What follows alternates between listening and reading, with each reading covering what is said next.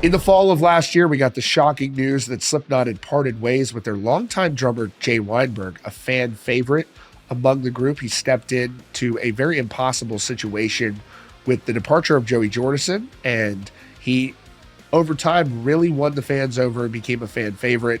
That is why it was very shocking for the fans to see this group parting ways with him.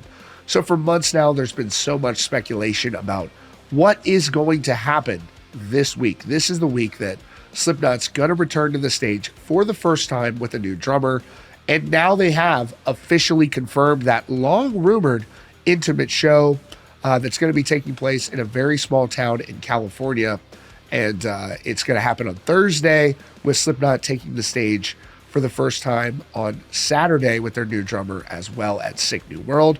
This show that's happening in California is going to be very small, 400 to 600 people approximately, and all of the proceeds are going to a charity, a no-kill shelter for our furry friends. So I do love they're doing that.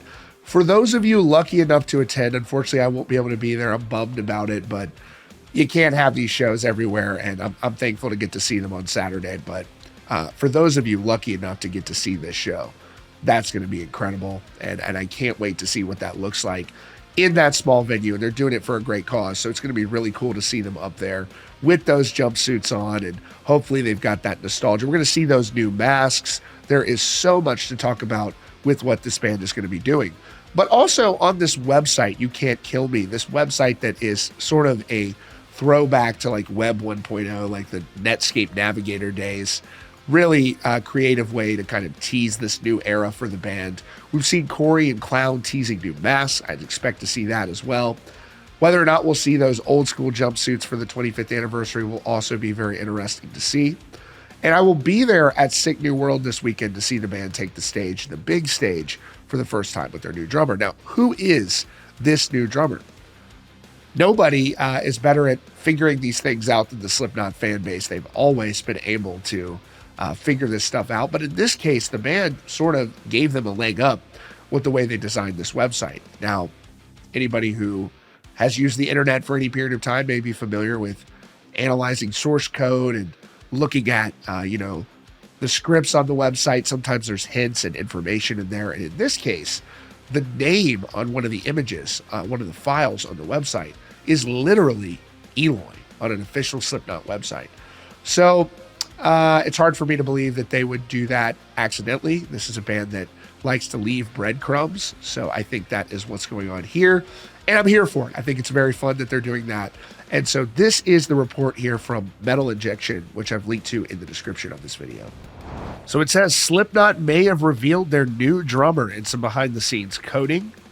And it says Slipknot recently reskinned their You Can't Kill Me website to tease more activities related to their 1999 self-titled album anniversary. If you scroll down, you'll see a little white demon icon flashing above the sentence, "If you don't have Netscape 4.0 or Internet Explorer 4.0, which I think is such a nice touch, whoever did that.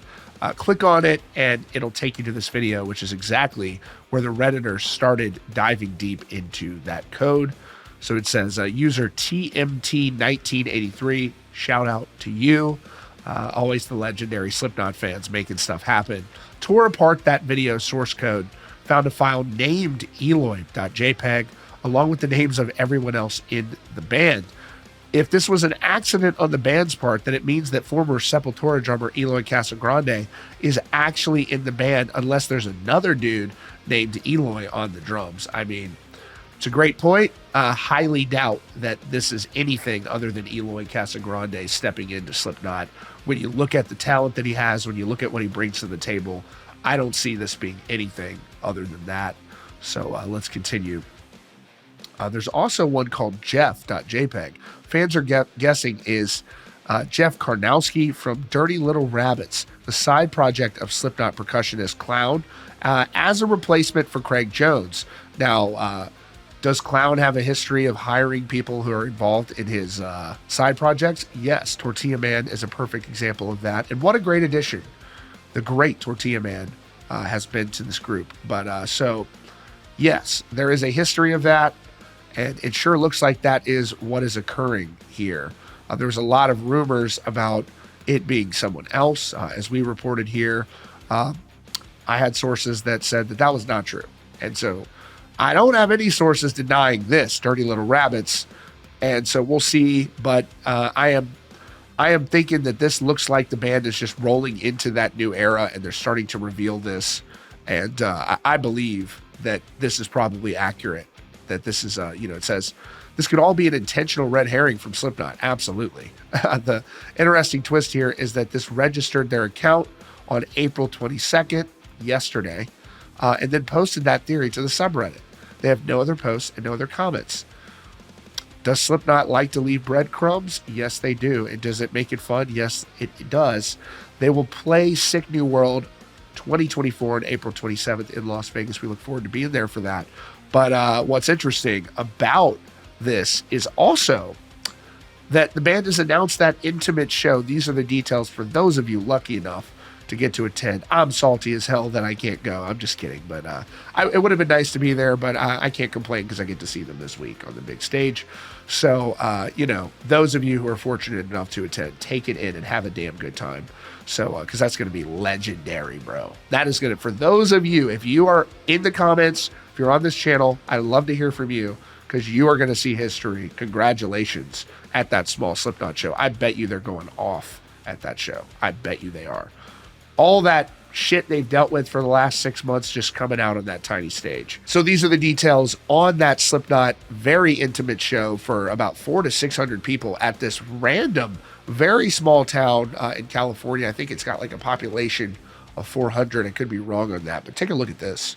So here it is this Thursday, April 25th, Pappy and Harriet's all ages, doors 5:30 show at 8 p.m. Number $9 tickets. Is that what it says? $9 tickets. Way to go, guys. Can we give these guys some respect? $9 tickets. Much love on that. Way to go, guys. 2 tickets per person. No refunds, no transfers. Totally fair. $9 tickets for charity. Much respect for that, guys. I know there's some animal lovers in that band, so that's really cool to see. And by the way, all the proceeds from this show are going to charity for no-kill shelters. I think something else, the Boys and Girls Club. Love to see that from the guys. Very cool. It says extremely limited tickets. You think, for those of you lucky enough to get to see this, congratulations. This is going to be insane. All ticket proceeds, here we go. Go to the Joshua Tree No-Kill Shelter and the Boys and Girls Club of the High Desert. Both amazing, wonderful causes. Much respect. $9 tickets, guys. That's fantastic. And just to put this into context here, Pappy and Harriet's guidelines, please be kind and respectful.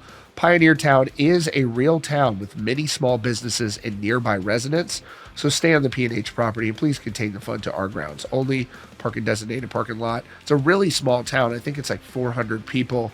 It's a couple hours outside of LA, maybe 4 hours outside of Los Angeles, or out of maybe 3.5, 4 hours away from Vegas. So if you're lucky to have gotten that, kudos to you, because that is going to be historic.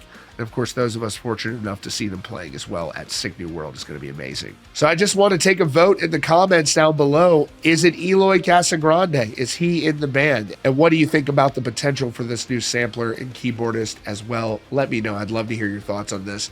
That's your latest update from Rockfeed. Be sure to hit that subscribe button with notifications on for the latest news and updates right here.